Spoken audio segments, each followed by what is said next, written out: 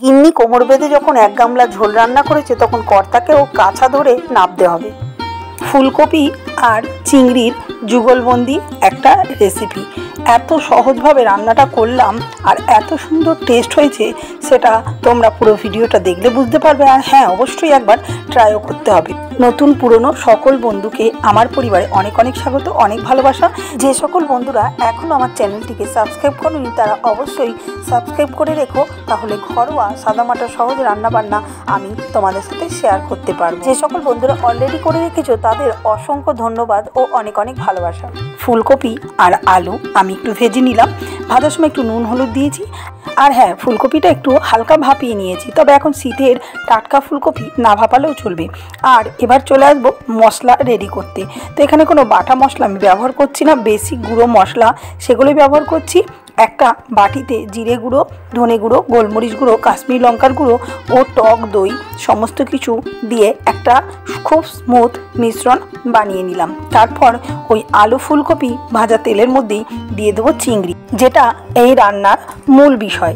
চিংড়ি একটা দুটো পড়লে কিন্তু রান্নার টেস্ট একদম বদলে যায়। তো এই রান্নায় আমি চাবড়া চিংড়ি ব্যবহার করছি, যে কোনো ছোটো চিংড়ি দিয়ে রান্নাটা করা যাবে। তো ওই তেলের মধ্যে কিছু ফোড়ন না দিয়েই আমি চিংড়িগুলো দিয়ে দিলাম। নুন হলুদ পরে দিয়ে দিয়েছি, চাইলে একসাথে মেখেও দেওয়া যেতে পারে। তারপর একটা টেবিল চামচের হাফ চামচ আদা বাটা দিয়ে দিলাম। আদাটা চিংড়ির সঙ্গে একটু কষিয়ে নিলাম 30-40 সেকেন্ড মতো। তারপর যে দইয়ের সঙ্গে মশলার মিশ্রণটা রেডি করে রেখেছিলাম সেটাকেও দিয়ে দিলাম। ভালো করে একটু কষিয়ে তেল ছাড়া অবধি অপেক্ষা করতে হবে। সঙ্গে অ্যাড করে দিতে হবে নুন ও হলুদ। ব্যাস, এই ছিল গুঁড়ো মশলা ও নর্মাল বেসিক যে মশলাগুলো। একটু কাঁচা লঙ্কা চিড়ে দিয়ে দিলাম, শুকনো লঙ্কা বাটা দিতে পারেন বা কিংবা গুঁড়ো, তবে আমি গোলমরিচ আর কাঁচা লঙ্কা ব্যবহার করেছি যাতে ঝোলটা একটা আলাদা টেস্ট হয়। ভাজা ফুলকপি ও আলুটাও এই সময় অ্যাড করে দিতে হবে।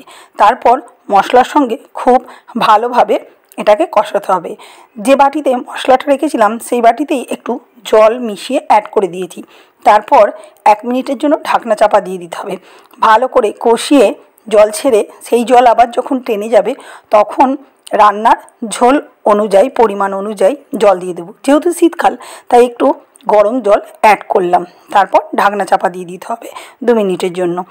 আলু ফুলকপি যেহেতু ভেজে রান্না করেছি তাই খুব বেশিক্ষণ রান্নাটা করতেও হবে না।